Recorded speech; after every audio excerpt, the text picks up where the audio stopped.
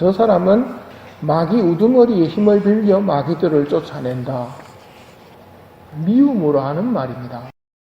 믿기 싫어하는 사람들에게는 어떤 기적을 보여주고 설명할 수 없는 일들을 일으킨다 하더라도 안 믿습니다. 짧은 내 소견으로 왜 하느님이 기적을 팡팡 터뜨리지 않으실까? 기적 좀 일으켜 주세요 하는 것은 그리 똑똑한 방법이 아닙니다. 오늘 복음을 보면서 새겼으면 하는 것은 예수님의 일상입니다. 공생활의 일상. 예수님께서는 모든 고을과 마을을 두루 다니시면서 회당에서 가르치시고 하늘나라의 복음을 선포하시며 병자와 허약한 이들을 모두 고쳐주셨다. 가르치시고 하늘나라 복음을 선포하시고 병자와 허약한 이들을 모두 고쳐주시는 게 예수님의 하루 삶이셨습니다. 하늘나라 복음을 선포하셨다는데 하늘나라 복음이 뭘까요? 원래 우리는 하늘나라를 들어갈 수가 없는 처지였다는 것을 알아야 됩니다. 아담과 하와 때 쫓겨났지요. 쫓겨나 버렸습니다. 하늘나라 들어갈 희망이 우리에게는 없었단 말입니다. 그걸 해결해 주실 수 있는 분을 하느님이 약속해 주셔서 기다렸습니다. 그분을 메시아라고 그리스도라고 부르면서 오시기를 기다렸고 예수님께서 드디어 오셔서 말씀하십니다. 때가 차서 하늘나라가 가까이 왔다. 회개하고 복음을 믿어라. 하늘나라 다시 들어갈 수 있게 되었다는 말입니다. 그러기 위해서는 준비를 해야 되는데 준비는 회개하고 복음을 믿어야 된다는 겁니다. 그러면 예수님이 문을 열어주시기 전까지는 못 들어갔다면 구약에도 의인들이 있었지 않습니까? 예언자들도 있었고 구약의 예언자들은 다 어디에 있었습니까? 구약의 의인들은 기다리고 있었습니다. 대기소에서 림보라고 부르기도 하고 요즘은 저승이라고 표현을 하는데요. 구약의 의인들도 하늘나라를 못 들어갔습니다. 그리스도를 기다렸습니다. 메시아가 오셔서 우리 빚을 갚아주시고 우리 몸값을 치르고 문을 다시 열어주시기를 기다렸습니다. 예수님이 언제 그분들을 데리고 갑니까?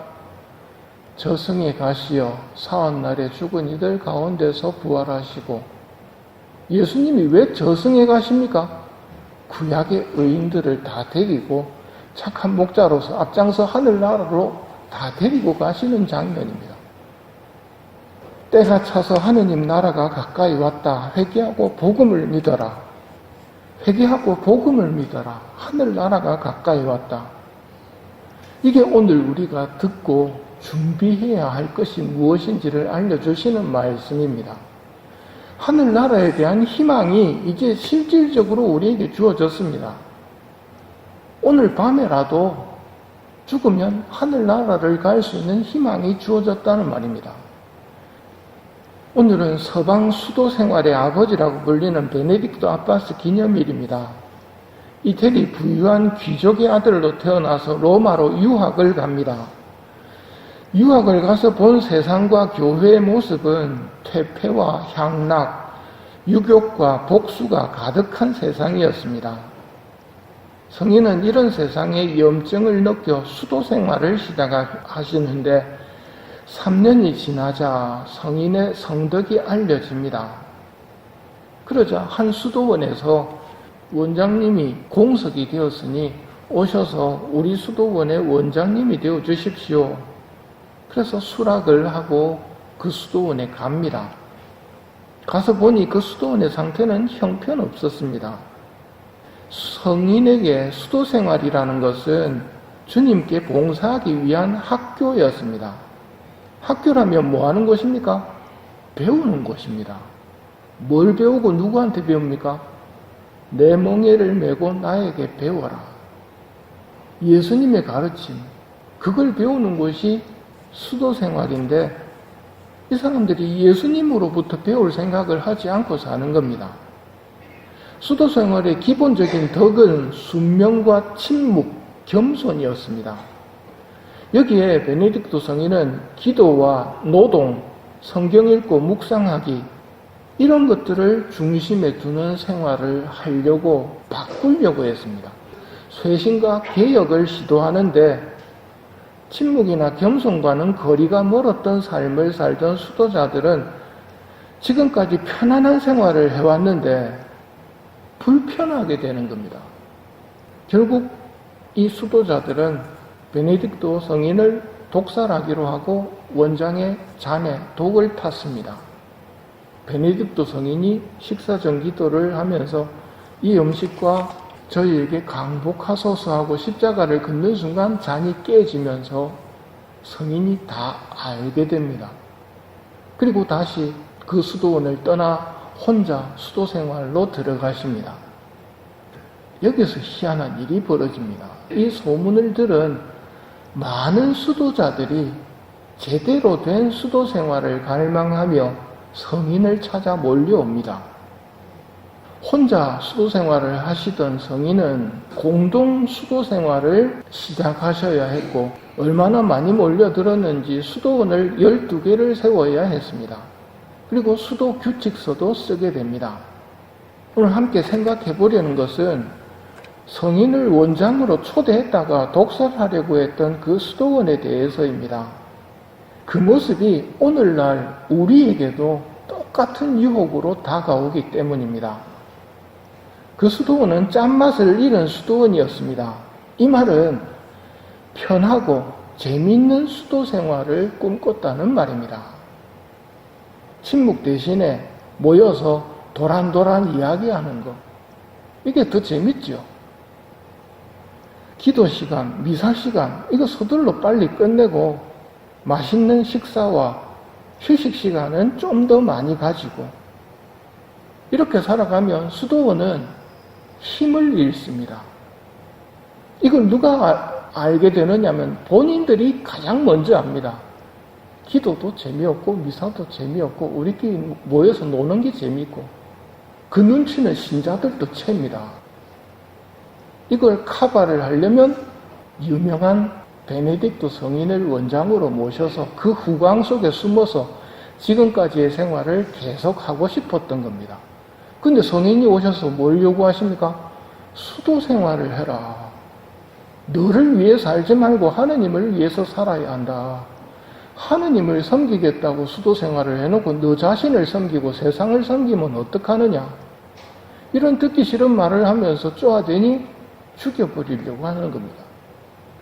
이게 우리에게 드리워진 유혹입니다. 양다리 걸치는 것. 예수님은 하느님과 재물을 함께 섬길 수 없다고 하셨습니다. 하느님과 나 자신을 함께 섬길 수는 없습니다. 그런데 우리는 둘 다를 놓치지 않고 붙들려고 합니다. 성당도 다니고 돈도 벌고 성당도 다니고 세상에서 인기도 없고 성당도 다니고 나도 편하고 재밌게 건강하게 예쁘게 살고 싶다. 둘 다를 잡을 수 없는데 둘 다를 잡겠다는 것이 오늘날 신앙에 드리워진 유혹입니다. 그러면 삶이 어떻게 될까요? 뜨겁지도 차지도 않은 모습이 됩니다. 하느님은 뱉어버리는 모습이죠. 뱉어버림을 당하기 싫으니까 사람들의 눈치를 보기 시작합니다. 사람들로부터 인정받는 신앙생활을 하려고 한다는 말입니다. 이런 것들에 대해서 지적하면 어떤 반응을 보일까요? 미워하고 점점점 올라가면 죽이고 싶어 합니다. 한 가지 단적인 예로 오늘날 성당에서 성지순례 갑니다 하면 어떤 성지순례입니까? 성지순례와 관광을 같이 하려고 합니다. 둘 다를 하려고 합니다. 성지순례만 해라 하면 미워합니다. 이게 오늘날의 유혹이고 베네딕토 성인을 원장으로 모셨던 수도자들이 겪었던 유혹입니다. 양다리는 없습니다. 하느님과 재물 중에 하나를 결정해야 됩니다. 이런 것들에 대해서 싫은 소리 해주시는 스승들이 오늘날은 너무 부족합니다. 어떻게 해야 되겠습니까? 수확할 밭의 주인님께 일꾼들을 보내주십사고 청하여라고 말씀하시는 이유가 그겁니다.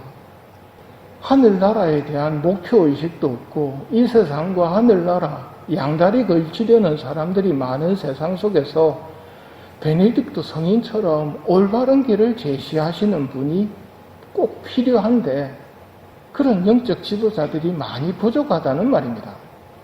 여러분 남편이 양다리 걸치고 있는데 여러분 사랑을 하겠습니까? 하느님의 마음을 생각해 보십시오. 그런 사람들에게는 은총이 주어져도 밑빠진 독에 물 붓기입니다. 주님을 섬기든 세상을 섬기든 하나를 결단해야 합니다. 하늘나라 복음의 마음을 둔 사람다운 결정을 할 수 있는 은총을 이 미사 중에 청하도록 합시다.